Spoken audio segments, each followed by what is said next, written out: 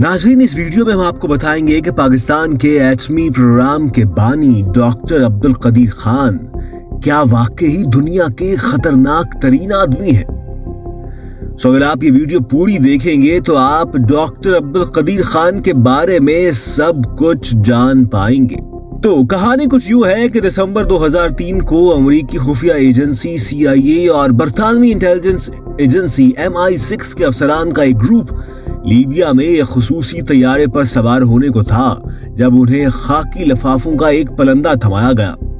ये team Libya के हुकाम के साथ इंतहाई अहम मुज़ाकरात के एक खुफिया मिशन के इख्तिताम के करीब थी। जब उन्होंने जहाज में सवार होकर इन खाकी लिफाफों को खोला तो उन्हें इल्म हुआ कि उन्हें वो अहम शवाहिद दिए गए हैं जिनकी उन्हें अशद जरूरत थी। इन खाकी लिफाफों में एटमी हथियारों के डिजाइन थे।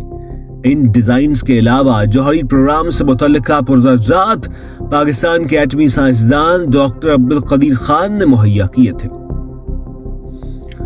गुज़श्ता निस्फ सदी में आलमी सलामती के हवाले से डॉक्टर अब्दुल कदीर खान एक अहम तरीन शख्सियत थे। उनकी ज़ात दुनिया की खतरनाक तरीन टेक्नोलॉजी के हवाले से जारी लड़ाई, जहां ये टेक्नोलॉजी रखने वाले और इसको हासिल करने वाले ख्वाहिशमंद आमने सामने हैं, इस कहानी का एक अहम महवर थे।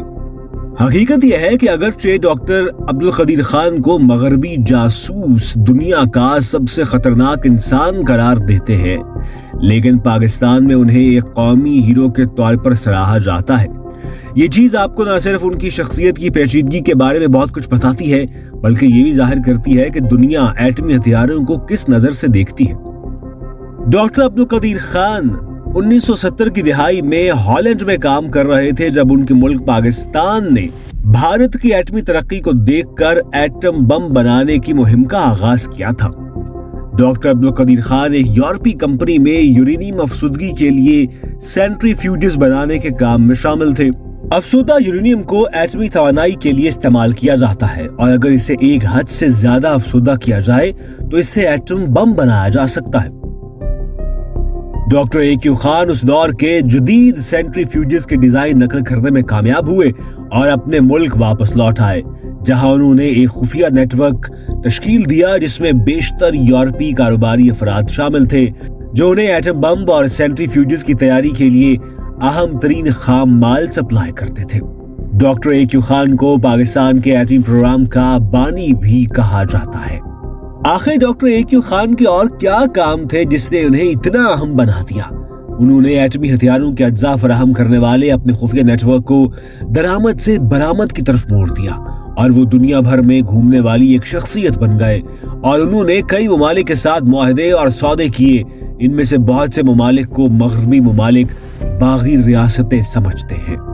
ईरान में एटमी प्रोग्राम के लिए सेंट्रीफ्यूजेस की तैयारी का प्रोग्राम, जो हालिया बरसों में शदीद आलमी सिफारतकारी की एक वजह बना रहा, उसका नुमाया हिस्सा डॉक्टर अब्दुल कदीर खान के फराहम करदा डिजाइन थे। एक मुलाकात में अब्दुल कदीर खान के नुमाइंदों ने ईरान को एक एटमी प्रोग्राम की तैयारी में इस्तेमाल होने वाले मवाद और अज्जा की एक फहरिस्त फराहम की थी जिसमें कीमतें तक दर्ज थीं और ईरानी हुकाम इसके मुताबिक माल का ऑर्डर दे सकते थे।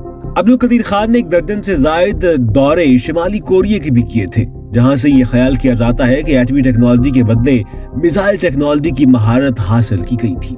अब सवाल ये आता है कि क्या डॉक्टर अब्दुल कदीर खान ये सब कुछ अकेले कर रहे थे या हुकूमत पाकिस्तान के अहकामात के तहत कर रहे थे?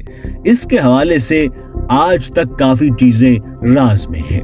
ये भी कहा गया कि अब्दुल कदीर खान ये सब कुछ पैसों के लालच में कर रहे थे, लेकिन ये इतना सादा नहीं है।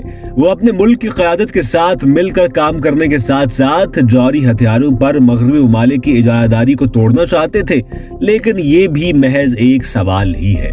उन्होंने एटमी हथियारों की टेक्नोलॉजी पर मगरबी ममालिक की इजारादारी को तनकीद का निशाना बनाते हुए इसे मगरबी मुनाफिकत करार दिया था। उन्होंने सवाल उठाया था कि चंद ममालिक को अपने तहफ़्फ़ुज़ और दिफा के लिए यह हथियार रखने की इजाजत क्यों दी जानी चाहिए और दूसरों को क्यों नहीं। बाद में बरतानवी इंटेलिजेंस एजेंसी MI6 और बरतानवी CIA ने अब्दुल कदीर खान की निगरानी शुरू कर दी थी। उन्होंने उनके बैनुल-अक़वामी दौरों पर नजर रखना शुरू की, उनकी फोन कॉल्स को टैप और पकड़ना शुरू कर दिया और उनके नेटवर्क में घुस गए और उसके लिए उन्होंने AQ खान के नेटवर्क में शामिल अफराद को भाई रकूम की पेशकश की। اس بات کا اندازہ لگایا جا سکتا ہے کہ مغربی دنیا ڈاکٹر اے.کیو خان کو کتنا اہم سمجھتی تھی۔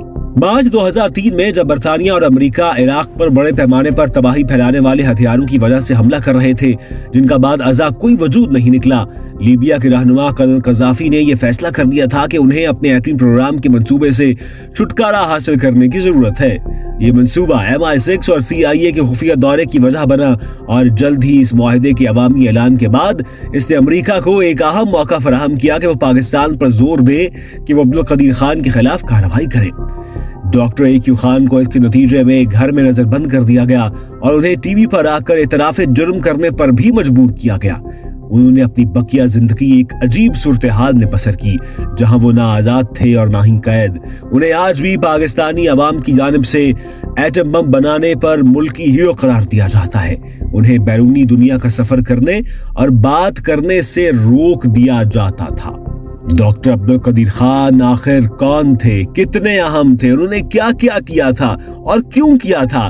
شاید اس کی اصل کہانی کبھی معلوم نہ ہو پائے، لیکن پاکستانی اتنا ضرور جانتے ہیں کہ پاکستان کے دفاع کو مضبوط بنانے میں ڈاکٹر عبدالقدیر خان کا نہایت اہم کردار ہے، اور وہ پاکستانیوں کی نظر میں ہمیشہ ایک ہیرو کے طور پر زندہ رہیں گے۔